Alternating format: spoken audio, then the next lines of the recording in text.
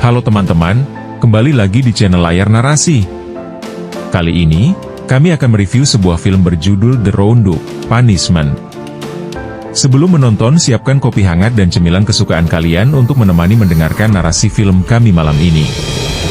Jangan lupa untuk like, share, dan subscribe agar kami semakin semangat untuk terus berkarya. Salam Layar Narasi. Film ini bercerita tentang seorang polisi, sebut saja Kapten Du.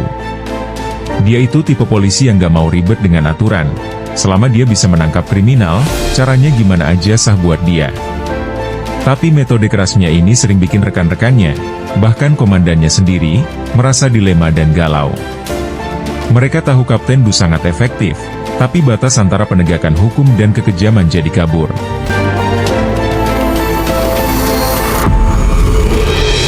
Film ini berawal dari aksi kejar-kejaran di jalan raya, dan terjadi pembunuhan sadis di tengah malam. Dan juga pembunuhan sadis ini melibatkan dua anggota polisi menjadi korban keganasan kelompok kriminal. Aski pembunuhan ini bukan jaringan kriminal yang tidak hanya berbahaya, tapi juga sangat licik. Ini bukan jaringan preman biasa. Mereka adalah sindikat internasional yang menguasai pasar perjudian ilegal di Korea dan Filipina. Pemimpin mereka sebut saja namanya Baek. Baek adalah mantan tentara bayaran dengan reputasi sebagai monster tanpa hati. Kejahatannya tidak hanya mencakup perjudian, tapi juga penculikan, penganiayaan, bahkan pembunuhan tanpa belas kasihan.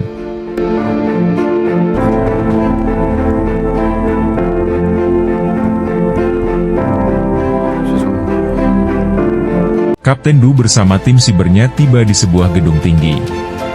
Lalu Kapten Du menaiki tangga bersama rekannya, kemudian terlihat ruangan mencurigakan di atap gedung tersebut. Tanpa ragu, Kapten Du memimpin dua rekannya untuk menyelidiki lebih jauh. Begitu masuk, mereka mendapati tiga pemuda di dalam kamar yang tampak penuh rahasia. Namun, sebuah pagar besi di dalam ruangan itu menghalangi mereka untuk mendekat. Sementara Kapten Du dan timnya berusaha mendobrak pintu pagar, para pemuda di dalam sibuk bergegas menghilangkan sesuatu, barang bukti, mungkin.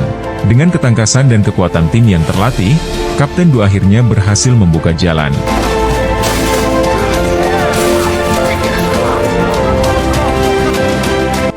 Mereka segera mengamankan ketiga pemuda, memeriksa isi ruangan, dan menyita ponsel mereka untuk mencari petunjuk. Tiba-tiba, melalui komunikasi tim, Kapten Du mendapat informasi. Seorang pemuda lain telah masuk ruangan itu tanpa menyadari apa yang sedang terjadi.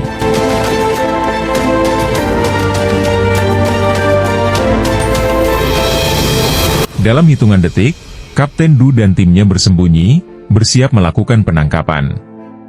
Saat pemuda itu mendekat, Kapten Du muncul dari persembunyian dengan sigap, mengejutkannya. Sang pemuda pun berhasil dilumpuhkan dan diamankan ke dalam ruangan bersama yang lainnya.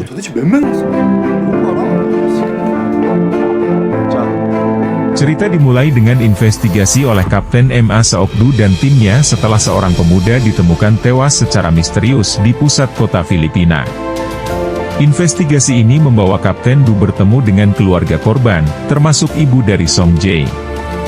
Dengan penuh keyakinan, Kapten Du berjanji akan mengungkap kebenaran di balik tragedi ini dan membawa pelaku ke pengadilan. Namun, di tengah penyelidikan, kabar menyedihkan datang, Ibu Song Jae telah meninggal karena frustrasi atas kematian anaknya. Sebuah surat wasiat dari sang ibu memperkuat tekad Kapten Du untuk menyelesaikan kasus ini. Sementara itu, Jang, salah satu pemain besar di sindikat perjudian online, memberikan alat penyimpanan file berisi informasi penting kepada tiga rekannya. Dia juga memberikan kata kunci dan sandi untuk alat tersebut. Namun, rencana Jang mulai kacau saat Baek Changi, pemimpin kejam sindikat tersebut, merasa dikhianati. Baek memerintahkan anak buahnya untuk segera bertindak dan mematikan server perjudian mereka, lalu menyerang markas Jang dengan brutal. Di sisi lain, Kapten Du mendapat kabar bahwa seorang distributor aplikasi narkoba telah ditangkap. Investigasi mengarah pada situs perjudian online yang mencurigakan. Dalam perjalanan, Kapten Du bertemu dengan dua kelompok mafia yang berseteru. Dengan kecerdasan dan karismanya, Kapten Du berhasil menggali informasi dan menemukan jejak sindikat tersebut.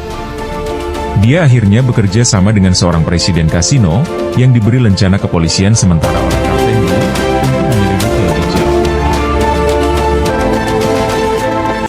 Sementara itu, Beck terus melanjutkan aksinya. Dia dan anak buahnya menyerang kantor polisi untuk membungkam seorang saksi kunci yang sedang diinterogasi.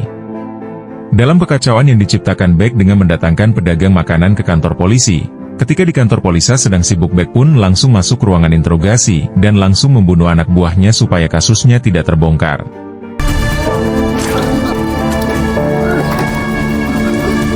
Penyelidikan Kapten Du menemukan pola luka yang sama pada korban terbaru dengan korban di Filipina.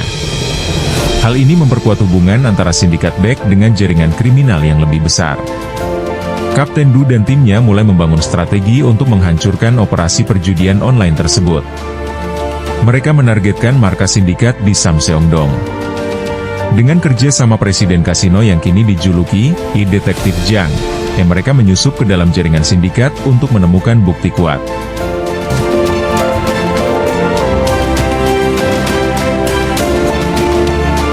Ketegangan memuncak ketika Beck dan Jang terlibat dalam perselisihan. Jang, yang sempat percaya Beck akan bekerja sama dengannya, malah menjadi korban tipu muslihat. Senjata yang diandalkan ternyata kosong, dan dia dikhianati oleh Beck dan rekannya, Gwon. Jang pun terjebak dalam rencana licik mereka.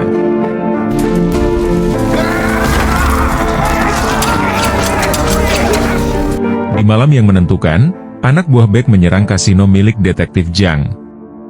Polisi segera bersiaga dan menjebak mereka. Namun, salah satu anak buah Beck menyandera seorang wanita kasino. Dalam situasi genting, detektif Jang dengan cerdik melumpuhkan penjahat tersebut dengan balok kayu. Informasi yang didapat dari kejadian ini mengarahkan Kapten Du ke lokasi utama sindikat di Kiem Holdings.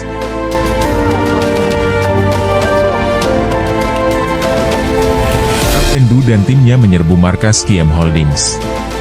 Setelah pertarungan sengit, mereka berhasil melumpuhkan Gwon, salah satu pemimpin sindikat, yang akhirnya mengungkap lokasi Beck. Kapten Du langsung menuju bandara untuk mengejar Beck yang berusaha melarikan diri. Dalam aksi yang menegangkan di dalam pesawat, Kapten Du dengan keberanian luar biasa menghadapi Beck dan anak buahnya. Meskipun sempat terpojok, Kapten Du berhasil membalikan keadaan dan melumpuhkan mereka.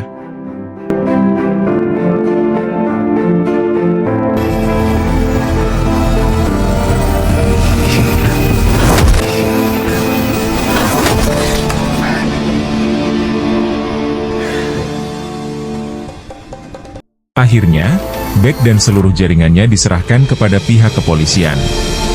Kapten Du menepati janjinya kepada keluarga Song Jae, mengunjungi makam ibu dan anak tersebut. Momen ini menjadi penutup emosional yang menunjukkan dedikasi Kapten Du terhadap keadilan.